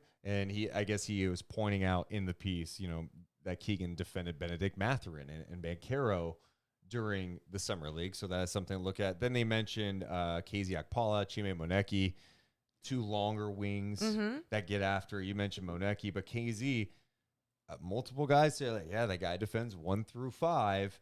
And you saw it when he was on the Nigerian national team. He had some brief glimpses with Miami. But again, a guy that Mike Brown has said in the past, he believes could have all, defensive player of the year potential if he was able to reach the pinnacle of his career. Like, now, is that likely? No, but just having guys who are ready, want to defend, and going back to what you were talking about earlier, guys that know Mike Brown a little bit, I think that helps. Yeah, guys that know Mike Brown know what he's about, so then obviously they want to do everything they can for him. They want to work hard for him. But also some of these guys that, let's say, because they are such a good defender, they lack skills on the offensive end. There is some solid offensive pieces with this King squad, right? Where you could actually be like, okay, there's enough right now with this squad on the floor, with this lineup, that we're good to have these two defenders out there because we can still dominate with these three guys in their offense, whatever it may be. There's just so much more versatility with this entire roster. Another thing he talked about with where the Kings have been defensively, he says sitting in the bottom 10, the bottom 5 last year, you want to show some tangible improvement to the players to help them believe. But it's about embracing whatever we throw at them defensively and competing every night. If we do, I think those numbers will take care of themselves. We want to be good. We're not settling for anything. We're not putting any limits on what we're trying to attain this year, but it has to be embraced by everyone on this roster and everyone in this organization. Yeah. It's, again, the word that he always talks about, culture. It's just all about everyone being on the same page. Morgan, I got a question for you. What's your question? I got a question that's going to be tough for you to answer. No. Hear me out. No predictions. No, it's not a prediction. What is this? You spent your money earlier on this podcast on De'Aaron Fox stock. You said, I want all of it. Give me the De'Aaron Fox stock. Uh-huh. Can I interest you in any Kings stock? I know, it's been a penny stock for a minute, but this is when you get in. Come aboard the Kings. I'm already. Are you buying King stock? No, but when you say it like are they that, on the upward trajectory? Are you believing that this is the start? Whether you don't, I'm not saying you need to believe this year. Do you think this is the start of a turnaround in Sacramento? Answer the question. I do. I believe that, and this is impactful. But here's my only issue. Some people, what their standard of the start of something new, my standard and my definition of what the start of something new could just mean growth, competent basketball, competitive basketball. I'm not even fully talking about the win-loss column, even though I know ultimately that is what matters. Yes. But you guys, look at some of the trash basketball we witnessed last season and the seasons before. Standards should be low. They should. And I'm sorry that everyone wants to feel like, oh yeah, why can't we be like Lakers, Boston, or all these other teams, that have had like winning in their, I don't know, in their organization, right? Like and have those standards. It's championship or bust. Because there hasn't been a championship here. So you can't have you can do whatever you want. But I'm just telling you, those are my standards. That is why I feel like it is still going in the right direction. Yes. Shout out to our guy Kenneth, who just donated $50. Kenneth! You're the man. That's awesome. Morgan, I think it's appropriate that we start bouncing around the rest of media day in the NBA because there's a couple of things that came out. I guess let's start in Boston, which you talk about. What the hell? If you made predictions, you're not predicting. Think about this. Let's rewind back to June. Yeah, the Celtics lost, but you're like, man, what a turnaround. They got off to a slow start. They get red hot. Seems like they're a few wins away from winning an NBA championship. Jason Tatum in his prime, all this stuff going right. A coach that seemingly turned everything around, this culture. The coach suspended for a year. Robert Williams needed some offseason surgery. They signed Gallinari over the offseason. He gets hurt, tears his ACL. Sure, they had Brogdon. It's a complete... This whole thing happened. We haven't been on since this Ime Udoka thing went down. The thing that's like, no one still really knows what happened, right? And I think we should start with that real fast. Like, the way this story came out, I'll never forget being in New York last week and seeing the vague tweet from Woj saying that Udoka could be facing a lengthy suspension for an undisclosed team violation. Super vague. Yeah. And that became more vague when Shams put out all this stuff about, a consensual relationship, and he could be inappropriate consensual relationship. The way these NBA reporters, and look, Woj and Shams, great job breaking news. Mm-hmm. Just an awful job of putting out a story before it's even done. And then, of course, the social media reaction. How could you just suspend him for a year for consensual relationship? And it's like, guys, let's use some logic here. And I know these NBA reporters are putting shit out there and you want to react right away. That's what we do now in 2022. But do you think that the Boston Celtics, 3 days before training camp or whatever it is, want to suspend and or fire their head coach for something that would be minor? No. No, this is the worst possible scenario. So whatever he did was obviously really bad. And I'm interested to see what comes out of it. But just the way the story came out, the reaction immediately from like Stephen A. Smith, I thought was terrible. It's like, guys, it's okay sometimes to be like, you know what? Let's see how this plays out. Thank you. As a journalist, your job is to seek the truth, inform the public, hold people accountable. Well, I know we're talking about sports, but this is bigger than sports. We're talking about serious, maybe allegations. Like, take your time with it. Report like a legit, well-rounded story before going, I got to get on Twitter and put it out. Thank you. Like, that's what it was. No, it was being first over people's lives and reputations. And it was just such an awful way to go about something. And so many people might be like, it's all about the clicks and it's all about being first and whatever. I mean, it's called just like humanity, it's called like having empathy for other people and just understanding there's so much more that can come from it. So yeah, it was very strange seeing those things come out and then the reaction from people. I remember, Deuce, I wanted to react to just thinking about like, oh gosh, what's going to happen to this woman? And then people started thinking and saying speculating all these different things. And so that's why, like, I didn't react because I didn't know anything. And you shouldn't just speculate because people's lives and reputations are at stake. Well, Celtics players, of course, had media day today. Hey, welcome back. Oh my God. Let's talk about the season. Let's do it. Jason Tatum was asked about, what went down?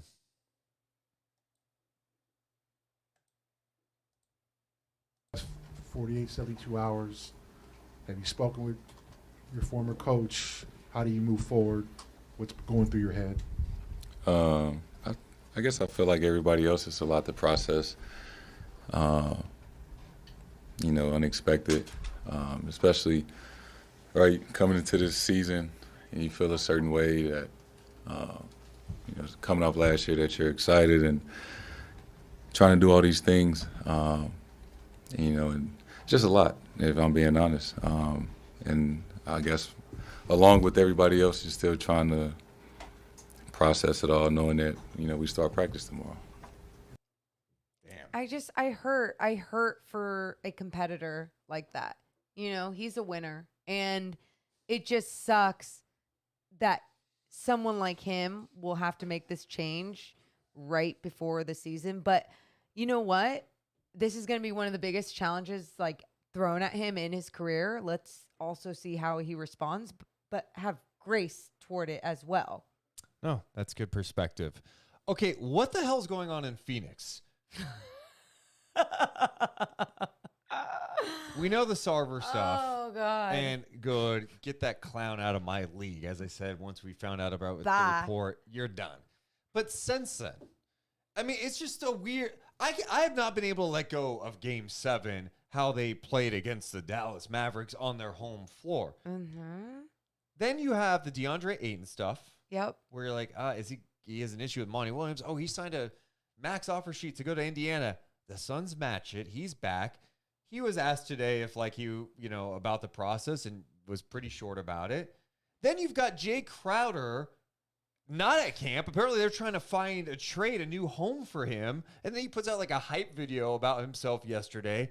Just weirdness. And then today, Mark Spears over on ESPN said it was one of the most depressing media days he's ever been a part of. I've been covering the NBA since '99. I've been to a lot of these media days, and this was the most dour, the saddest media day that I have ever attended. It felt more like a funeral. I talked to DeAndre Ayton on the side a little bit, and he said that there was a cloud hanging over the franchise. I asked him to expound on that a little more, and he was like, he just feels bad for the people. Ayton, he went to high school here. He played at Arizona. He got drafted by the Suns. Like Book, he's been here for a long time and is close to the city. And he just like the people, man. Like, he just feels hurt for the people and those that were affected by it. And so, the Suns have a lot of things going on even along with this. Jay Crowder wants out. They had the horrible ending at the end of the regular season. DeAndre Ayton still seems a little bitter about his contract situation, how it was handled. So, there's a lot going on in Phoenix. But in terms of the Robert Sarver situation, even the only laugh that came out, somebody asked Monty Williams in the first question, like, how was your summer? And he's like, okay, is that just a segue? Like, Monty was ready for the elephant in the room. He was ready to talk about Sarver and get it off his emotions, off his body. This is definitely a sad day for the Suns organization, but sounds like they're hopeful they can move forward after today. Okay, Morgan, a couple of things here. We have been on for probably an hour plus at this point.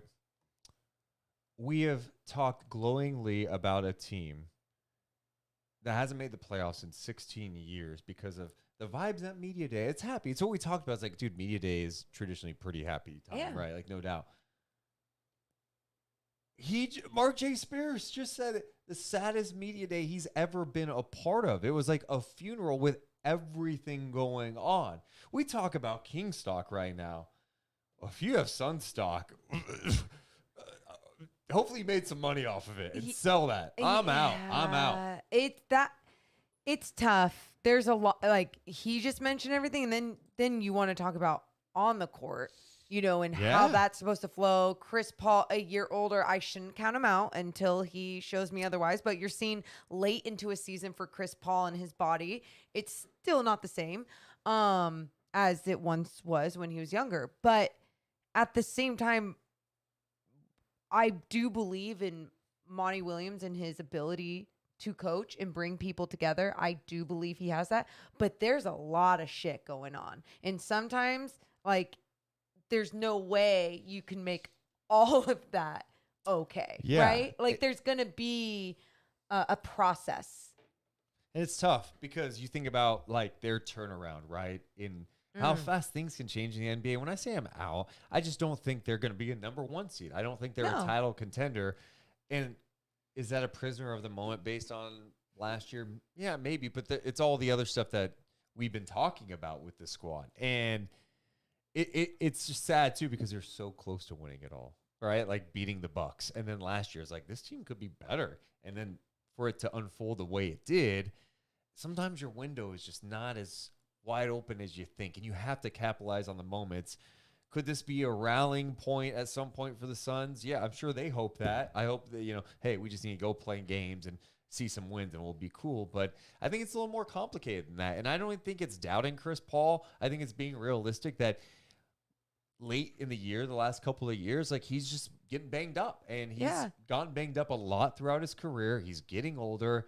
He slows down. He's still capable of amazing things out there. And fighting through stuff, too, which we saw a year before last, right? Like, we saw that, but you guys, it's father time.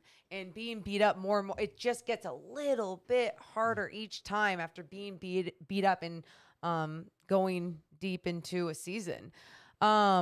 But, yeah, it's not only the Chris Paul stuff. You talk about someone like Jay Crowder, and look how we are talking about the Sacramento Kings and who can be that dog. And Jay Crowder is an established dog-like mentality guy, that has proven to do so much for winning teams. And then he, after posting that I'm not coming back or whatever, put out that reel on Instagram. Yeah, like And a hype video. It was like a hype video of like what he is in this league, what he's capable of. He used Ray Lewis quotes in there. Yes. Like, this was a nice production his team put together. Yeah. It was him selling himself to other teams like, this is still who I am, and this team does not value me like this, which I just thought was interesting. And maybe that's the situation too. Like, they're like, hey, you know, we're going to play Cam in front of you. And he didn't want that. It's tough. And these are the things that you have to deal with. Oh, man. Even when it seems like you could be they were the number 1 seed. I mean, think about this. How many Kings fans pick? Give me the number 10 seed. A number 1 seed last year? Amazing. You would trade for that in a second. Yeah. Still gets complicated. Yeah. It still gets complicated. Let's get some love, including our guy, Carlos. Dude. Carlos from Mexico City was here. Give me a hell yeah. Thanks, Carlos. Good to see him. He thinks the Kings are going to be making the playoffs. Also, a shout out to Clint. Our guy Clint donated $20 super chat. Give me a hell yeah. Appreciate you. We're not Wow. done. We're not done. Oh, my Shout out to our guy Anthony, who just dropped a super chat for $20. Give me a hell yeah. You guys are far too kind. Thank you. Whoa. What is this that we're doing? Whoa, I'm just on this roller coaster ride. Man. Anyway, yeah, appreciate all the love out there. Thanks, guys. Cody was talking about in the chat, Suns need to give Paul rest days. He missed no games, like 3/4 through the season before being taken out for the season. Yeah, I'm with you. You know, I think those are just going to be built-in days. Like, you may sacrifice a little bit, right? But, like, being the number 1 seed and doing everything you can to get that number 1 seed and Chris Paul play all these minutes in every single game. I need Chris Paul come playoff time. You know what I mean? Yeah. So there has to be a balance. Yeah. I get that, but again, a year older, and I wonder what that's going to be like for him. I shouldn't count him out. Why would I do that? How about something that jumped out to me from another team on Media Day, Morgan Reagan? What? And I don't think it's good news for the Kings because it's a team that, you know, in the West, again, the West, you just don't want a whole bunch of good teams. Well, the New Orleans Pelicans scare the hell out of me. And Zion Williamson is not only back, he looks like he is in amazing shape. Here's what he had to say about his offseason, how he is feeling as we start training camp. I feel like I'm in my best right now. I feel like I'm moving faster, jumping higher. I feel great. One, let me just know something. Super happy for him. So happy for him. This guy is must-watch TV. Agreed. But did Zion Williamson, the all-powerful, just say that he is moving faster and he is jumping higher? We need to check his shoes. What, Flubber? What does he have on there? That scares the shit out of me. Same. The Pelicans are a team that you're just like, God, how is it going to come together? Because Willie Green got so much out of them toward the end. They got red hot after that awful start. You know, Ingram's legit. They add CJ McCollum. And then if this guy is healthy. That's it. I mean, he was already a freak. And so if that is the truth, which it looks like it could possibly be, oh, I'm scared. But I'm also so happy for him and so excited to watch him play, just not against the Sacramento Kings. Because I just hope he's healthy because I think he's a so Shaq-like force. Yeah. My first memory of watching the NBA, as you know, Morgan, is I was like 5 years old, NBA on NBC, and I saw this guy just dunk after dunk after dunk at 7 foot tall, and I was like, the little 5-year-old Deuce was like, what is that? This is amazing. I love this. It was Shaq playing in Orlando. Yeah. And that attracted me as a young person to the game of basketball. That's what got my attention to it. Zion Williamson is this force of nature. In this era of basketball too, that's what's been crazy. When we did watch a little bit of time of dunking him. on you, explosion, eye popping. I want this guy to be healthy, but like from a Kings perspective, it's just the Pelicans are going to be a tough team to deal with, and that's a legit core if it stays right. Yeah, and guess what? At least there's other teams that are not doing so well in the Western Conference that have dropped, in my opinion. So Utah, San exactly. Antonio. Pop was making a joke today at Media Day today that the only reason he's still coaching is because his contract. He also joked about not knowing anybody in the locker room, all these young guys, because he has so many young guys. He in fact, Popovich said, I think it's safe to say you don't bet on us to win it all this year. No. Oh my God. Do you like that, or is that kind of a dick thing to say? I appreciate the honesty. I don't think usually, come on, that's not usually what a coach in the NBA would say. But at the same time, he's coming toward the end of his career. He knows what they are. He's still going to demand, respect and discipline from these guys and good basketball being played on the court. His love didn't leave him. He's a funny guy. I think they also know, it's Pop. He has a sense of humor. Yeah. His paycheck. Yeah. He loves the game. Shout out to our guy Armstrong Joseph in the chat. He said, "What's up, Deuce?" Yeah, appreciate that. Hey. I also want to get to one more team at Media Day. And if I missed anything, feel free to hit us up. We're going to be on all week, including Tuesday and Wednesday night at 7 p.m. Pacific time. Anthony Davis today called the Lakers underdogs. Even if you're not high on the Lakers, can we just acknowledge one thing? A team with LeBron, AD, Westbrook. We are not allowing you to use the underdog role. You have one of the greatest players of all time on your team. We're not calling you an underdog. I want to say maybe he misspoke, but honestly, you cannot or maybe he doesn't understand the definition of underdogs. Let me look. That's okay, Morgan, you're ridiculous. So Really? let's move on. Let me read the quote, please. Okay. He says, "We're treating this season like we have a chip on our shoulder. We're the underdogs. Obviously, the world is looking to see what we do, but they're not talking about us, and that's fine. We'd rather be under the radar." Okay, 80. I can promise you're not under the radar. In fact, everybody's going to be talking about you for a couple of reasons. One, LeBron James. LeBron James going after the scoring record. Oh, Westbrook. That dynamic. Westbrook Beverly. Can you say, the Lakers are flying under the radar. They're not underdogs. You're still the Lakers. An underdog is someone who isn't likely to win a competition or contest. Thanks, Morgan. So my thing is, maybe he just thinks it's because we're not supposed to win it all. But no matter what, you just do not use that terminology when you do have the players of the caliber they have on that squad, right? That's just not how I would define it. So maybe he misspoke. Okay, he did not misspeak. How would he misspeak? It's so weird. It's bizarre to me that he would put their team in that category. Well, AD also told ESPN he plans to have a chip on his shoulder this season, channeling the same approach he brought to LA in the 2019-20 season. The Lakers have training camp T-shirts that say chip across the front. It's not only for their mindset, but the motivation. You got T-shirts? You got T-shirts that say chip on it? You got chip on your shoulder?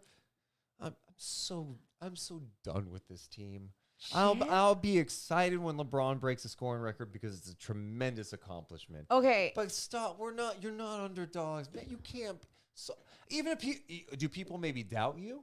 Yeah, I think there are some. Absolutely. But I also think there are legitimate people out there going, yeah, if healthy, if AD stays healthy, that changes the dynamic. It takes pressure off LeBron, and they'll be pretty competitive. Yep. They may not be a championship team. Yeah. And I don't think they are. I wouldn't predict it. No, not right now as how they are structured. I would not predict it. And again, that's because track record shows the amount of games that they can stay in, especially at where they are. LeBron is in his career.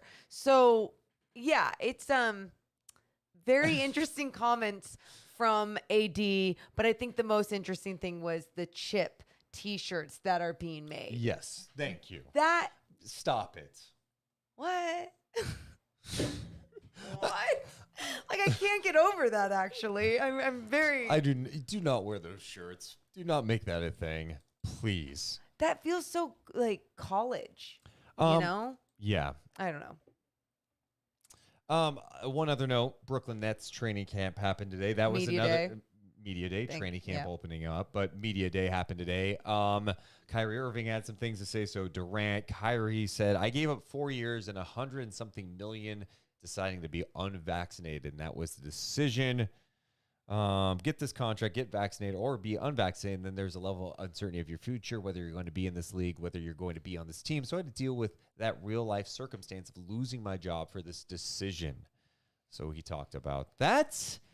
He said that he's hopeful that he would have the contract terms set prior to last season. We were supposed to have that figured out before training camp. It just didn't happen because of the status of me being vaccinated or unvaccinated. So I understood their point, and I just had to live with it. It was a tough pill to swallow, honestly. Also, the other thing that got brought up, the ultimatum. Remember the ultimatum for Kevin Durant? Yes. Sean Marks says there was no ultimatum given. Again, it goes back to, excuse me, I should rewind that whole thing. I skimmed that. It wasn't him talking about KD's ultimatum. He was talking about Kyrie if there was an ultimatum like, hey, get vaccinated. Got it. That's what I was thinking it was my still gonna bad. be. Okay. My okay, bad. Okay. There's no ultimatum being given here. Again, it goes back to you want people who are reliable, people who are here and accountable. All of us, staff, players, coaches, you name it. It's not giving somebody an ultimatum to get a vaccine. That's completely a personal choice. I stand by Kyrie. I think if he wants, he made that choice. That's his prerogative. Nice. Okay. Durant also was asked if he is surprised that he is back with the team. And he said, no, it's not surprised. He's a great player. It's hard to trade me, pretty much is what he said. Yeah, I remember hearing that clip, and I was like, I get it. Good for him. But again, I go to what are these vibes again in Brooklyn? You feel better? No, I don't. Okay. Here's the thing. I listened to Ben Simmons on JJ Redick's podcast. Yeah, same. It was outstanding. And I thought Ben was a compelling person to listen to just from his. We haven't heard from him. No. Right? We haven't heard his side, and it's his truth. I get all that. But he came across as a guy who loves basketball, who's been through some shit, and he's eager to prove people wrong this year. Again, we're going to chips on shoulders. A lot of players around the league around this time have a chip on their shoulder. But I dig his perspective, and he seems ready to go.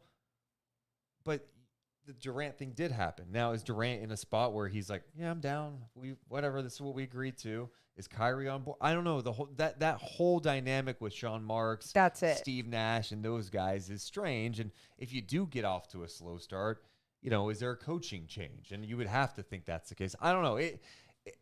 I just think from a talent perspective, they're obviously super intriguing with those guys. And I think we're going to see Ben Simmons play and go, oh, yeah, he is actually pretty good. Well, and because we haven't seen it in so long. You know what's crazy out of those three? He's the most I'm excited for. And actually excited for. I think some people have been excited for the comeback, for him to fail, or for the drama of it. I'm excited for him to come back for the success and to add to the NBA, to the game of basketball. And I think he's capable of doing that. The only thing, though, is that he's going to need the rest of the cast, especially that support in his first year back on the floor. He's going to need that. I think KD can step up to the plate, Kyrie probably as well. But just like you said, how is that dynamic not going to be there floating over Steve Nash and everything that happened? Well, let's hear some Ben Simmons from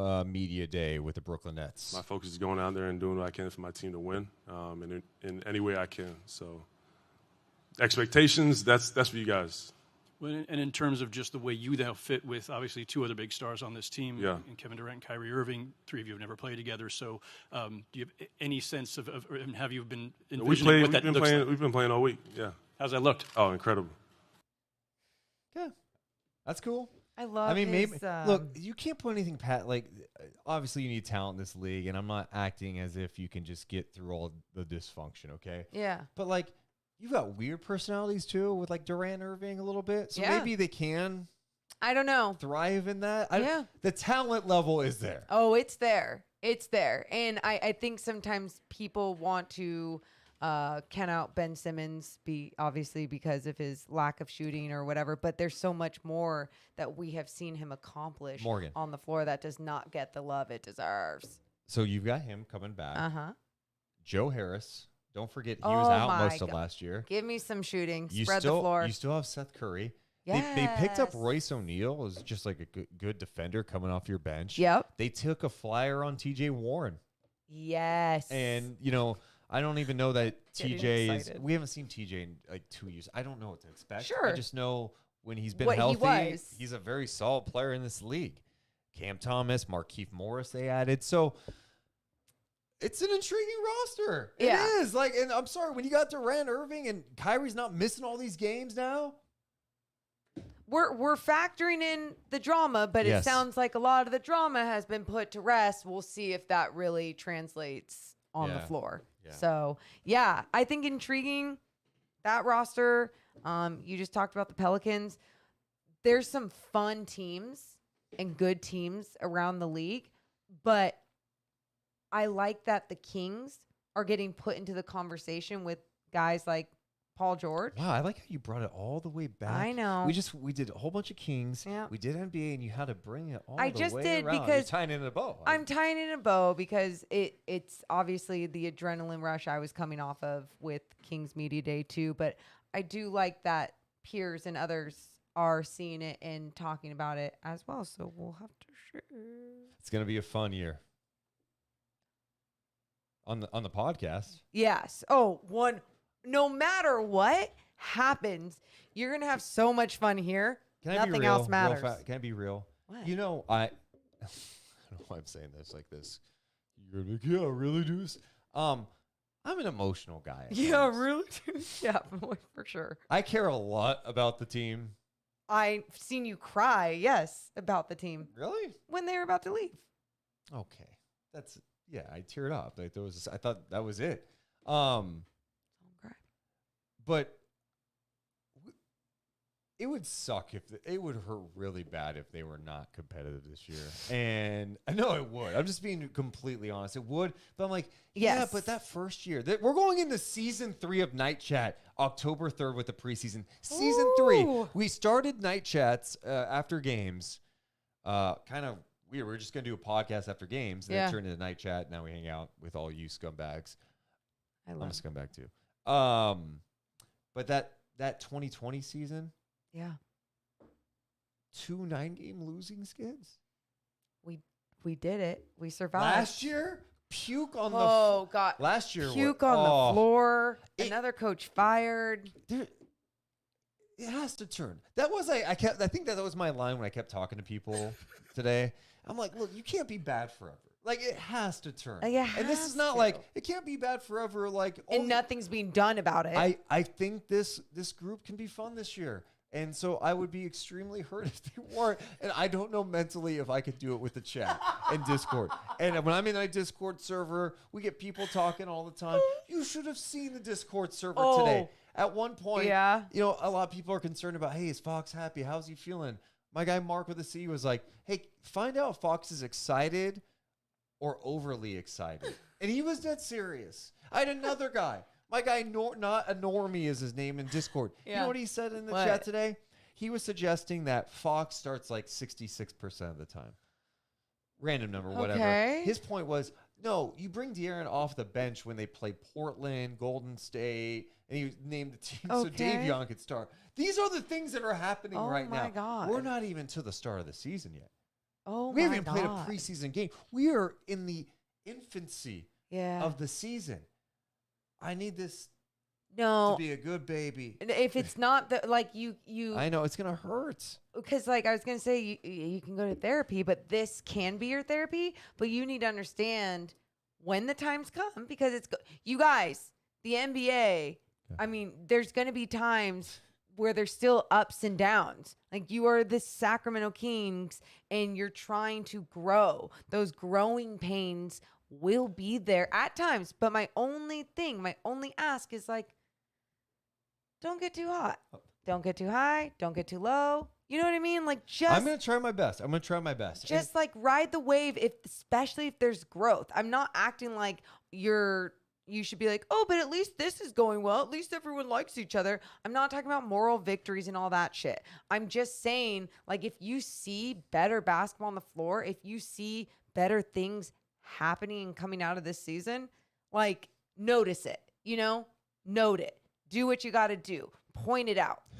I like how we're like all nodding, like, yeah, that sounds fair.